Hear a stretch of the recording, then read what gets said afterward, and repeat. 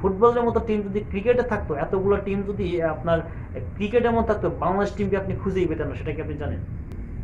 যে দেশ সম্পদের সঠিক ব্যবহার এবং সঠিকভাবে চেনে না, সে দেশের উন্নতি কখনোই হইতে পারে না। এই কথাটা কেন বললাম, সেটা হচ্ছে এই গতকাল হচ্ছে বাংলাদেশের আর্জেন্টিনার যে গোলরক্ষক, গোল্ডেন গ্লাভস জয়ী গোলরক্ষক মার্টিনেজ দেশে আসছেন। তারা তাদের সাথে দেখা করার জন্য যে সমস্যাটা হচ্ছে, বাংলাদেশ ফুটবল টিমের তাদের সাথে কারোর দেখাই হইল না, এমন একটা অবস্থা হয়ে গেছে। কারণটা হচ্ছে উনি দেশে আসার পরে একটা প্রেস ব্রিফিং হয়েছিল, সেখানে প্রেস ব্রিফিংয়ে একটা কথা বলছিলেন। কথাটা হচ্ছে এই কথাটা, একটা শুনে মনোযোগ দিয়ে শুনবেন। যেহেতু এখন কালকে ব্যাক করতেছেন, সো তারা যদি আজকেও ব্যাক করতেন তাইলেও হচ্ছে যে ডেফিনেটলি কারেন্ট হোল ফুটবল টিমকেই হচ্ছে যে ইনভিটেশনটা থাকতো। তবে যেহেতু এটা হচ্ছে না, এই জন্য একটু আনফর্চুনেট। তারা বলছিল যে তাদের সাথে দেখা হবে না, তাদের সাব চ্যাম্পিয়নশিপ যেটা আছে সেখানে হচ্ছে বাংলাদেশ খেলতে গেছে, তাদের সাথে দেখা হওয়ার কোনো সম্ভাবনা নাই। আমার মনে হয় মার্টিনেজ জানেই না যে বাংলাদেশে ফুটবল নামে কোনো টিম আছে, ফুটবল টিম আছে বাংলাদেশে, মনে হয় তার জানা নাই। কেন কেন জানা নাই, কেন বললাম কথাটা, আসলে এই বিষয়টা হচ্ছে বাংলাদেশের প্রেক্ষাপটে একটা যে কোনো একটা দেশ, সাপোজ বাংলাদেশ যদি কোনো দেশে ক্রিকেটার আসে, তাদেরকে বরণ করে ক্রিকেটাররা। আর বাংলাদেশের প্রেক্ষাপটে দেখা গেছে ক্রিকেটার আসলেও বরণ করে ক্রিকেটার, ফুটবলার আসলেও বরণ করে ফুটবল ক্রিকেটার। কারণটা হচ্ছে বাংলাদেশে যদি তার সাথে দেখা করতে গেছে, সেখানে বাফুফের কাউরেই আমি দেখলাম না কোনো খবরে। সেখানে ক্রিকেটের যারা ছিলেন তারা ছিলেন, মাশরাফি মর্তুজা আসছিলেন, বেশ ভালো তারা আসছেন, বেশ ভালো তারা দেখা করতেছেন।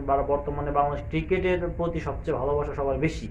আর ভালোবাসা বেশি মানে এই না যে আপনি দেশের যে ফুটবল ফেডারেশন অথবা ফুটবলার যারা আছে তাদেরকে বাদ দিয়ে আপনি অন্যান্য যারা আছে তাদেরকে নিয়ে আপনি মিটিং করবেন, তাদের সাথে কৌশল বিনিময় করবেন, দেখা করবেন। এমনকি এমন একটা অবস্থা যে বাংলাদেশের যে ফুটবল টিম আছে কিভাবে সে জানবে মার্টিনেজ, সেটা হচ্ছে তাকে গিফট স্বরূপ বাংলাদেশের ক্রিকেটের জার্সি দেওয়া হয়েছে। অন্যান্য গিফটের কথা বাদই দিলাম, তাদেরকে জার্সি দেওয়া হয়েছে। বাংলাদেশ ফুটবল টিমের জার্সিটা অথবা বাংলাদেশ ফুটবলের যে জার্সিটা আছে সেইটার কি সমস্যাটা করছিল, সেটা দিলে কি হতো? এখন মানলাম বাংলাদেশ ফুটবল টিম সাফ গেমস খেলতে গেছিল, তার মানে কি বাংলাদেশে কি আর কোনো আপনার ফুটবলার ছিল না?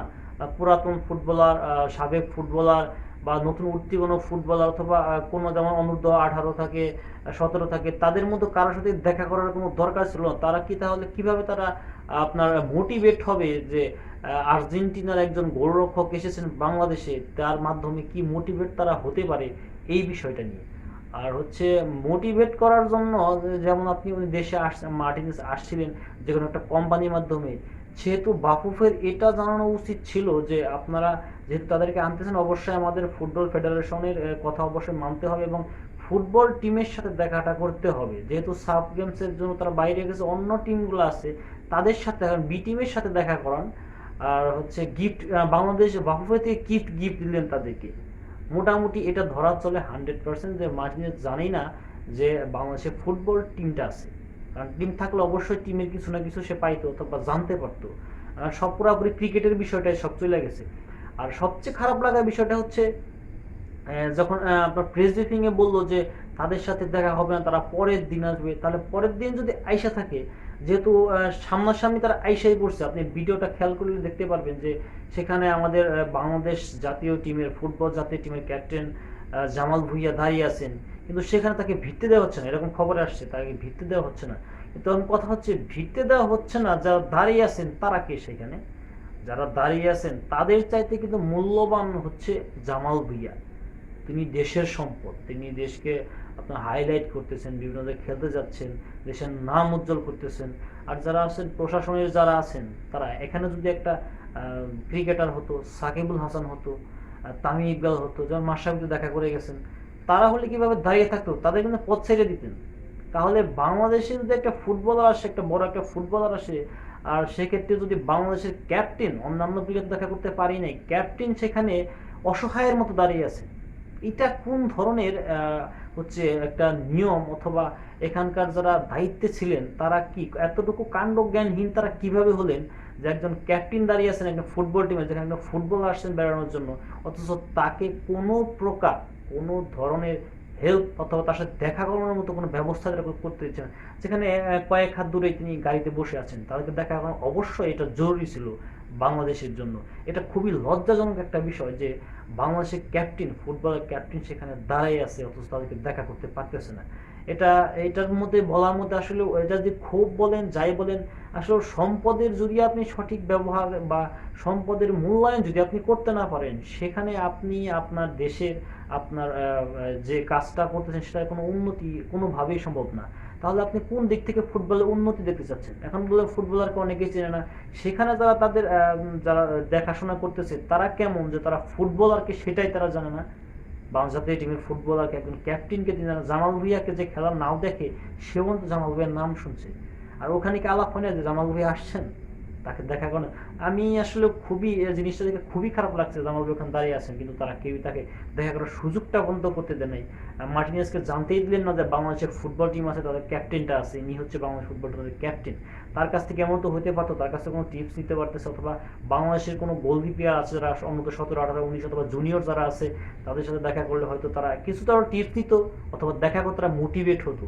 আসলে আপনি যদি মোটিভেটের জায়গাটাই না রাখেন, কিভাবে আপনি দেশের উন্নতি আশা করেন? প্রত্যেকটা বিষয় এখন বলবেন যে বাংলাদেশের ফুটবল এতটা অগ্রসর না। কিভাবে অগ্রসর হবে? যে পরিমাণ বাংলাদেশের বাফুফেতে দুর্নীতি ফুটবলের প্রচুর পরিমাণ দুর্নীতি কিভাবে হবে? আপনি ফুটবল স্পন্সর এনে ক্রিকেটে দিচ্ছেন, সকল প্রকার স্পন্সর ক্রিকেটে হয়ে দিচ্ছেন। আপনি কি মনে করেন ক্রিকেটও খুব ভালো কিছু করতেছে বাংলাদেশে? ফুটবলের মতো টিম যদি ক্রিকেটে থাকতো, এতগুলো টিম যদি আপনার ক্রিকেটের মতো থাকতো, বাংলাদেশ টিমকে আপনি খুঁজেই পেতেন না, সেটা কি আপনি জানেন? আর কিভাবে একজন দেশের সম্পদ ক্রিকেটার বলেন ফুটবলার বলেন তাদেরকে সম্মান করতে হয় সেটা বাইরের দেশ থেকে আগে শেখেন। এটা যদি ইন্ডিয়াতে হতো তাহলে অবশ্যই দেখতেন কি তাদের ক্রিকেট ফুটবলারকে তারা সবার আগে প্রাধান্য দিচ্ছে, তারপরে বাকি ক্রিকেটার। আর হয়তো বা ক্রিকেটার জানতোই না যে তাদের সাথে আসছে, এখানে ফুটবলারকে প্রাধান্য দেওয়া হতো। আসার পরে আপনি তাদেরকে দেখা করতে দিলেন না, এই বিষয়টা এতটাই লজ্জাজনক যা বলার মতো না। আপনাদের উচিত ছিল তাকে দেখা করানোটা। আর উনি আর মার্টিনেজ যেহেতু ইন্ডিয়া যাচ্ছে, সেখানকার আপ্যায়নটা, সেখানে তার সাথে কে কে দেখা করে বিষয়গুলো একটু দেখবেন। আর দেখবেন সেখানে অবশ্যই তাদের যে টিমটা আছে তাদের সাথে অবশ্যই তাদেরকে দেখা করাবে। আর প্রত্যেকটা বিষয় তাদেরকে খুঁটিনাটি করে দেখাবে গিফটারের ফুটবল দলের পক্ষ থেকে, আপনি দেখেন বিষয়টা। আর হচ্ছে বাংলাদেশে যদি আমরা যদি ফুটবলের দিক থেকে ধরি, যেহেতু আপনি বললেন পুরুষ দল খুব একটা কিছু ভালো কিছু করছেন, তাদের যে জিম সেন্টার যতটুকু আপডেট উন্নত ততটুকু করতেছেন, মিডিয়াও কিন্তু তাদের আগে পিছনে নাই, কি করতেছে না করছে কোনো দরকার নাই। আর দ্বিতীয়ত হচ্ছে আপনি তাদের সাথে দেখা করতে ফুটবলের যদি অনুন্নতির কথা বলেন যে উন্নত নাই, ফুটবলে খেলাধুলা ভালো হচ্ছে না, তাহলে কিছুদিন আগে যে আমাদের মেয়েরা যে কাপ জয় করে আসলো, সেখানে গাড়িতে তাদেরকে ঘোরালেন, তারপরে তাদের কি করছেন, তাদের কোন খোঁজটা নিচ্ছেন তাদের? আসলেও আমি দোষটা কাকে দেবো, আমি আসলে এটা বিষয়টা না, দোষটা আসলে সম্পূর্ণ আমি দেবো বাফুফে। এটা উচিত ছিল সম্পূর্ণ তাদের হ্যান্ডলিং করা। এখানে যদি আপনি দেশের জন্য সরকার টানেন অথবা বিরোধী দল টানেন, কোনো লাভ নেই। সরকার আপনাকে বলে দেবেন অথবা বিরোধী দল বা যেই হোক, যেটা যেই দলই হোক আপনাকে, সেটা আপনার এই কাজগুলো তো তাদের দেখার বিষয় না। আর যেহেতু আপনারা ফুটবলারদেরকে আনছেন বাংলাদেশে, অবশ্যই তাদেরকে এইভাবেই অপমান করার কোনো মানেই আপনাদের ছিল না, এরকম অপমান করার অধিকার আপনাদের নাই।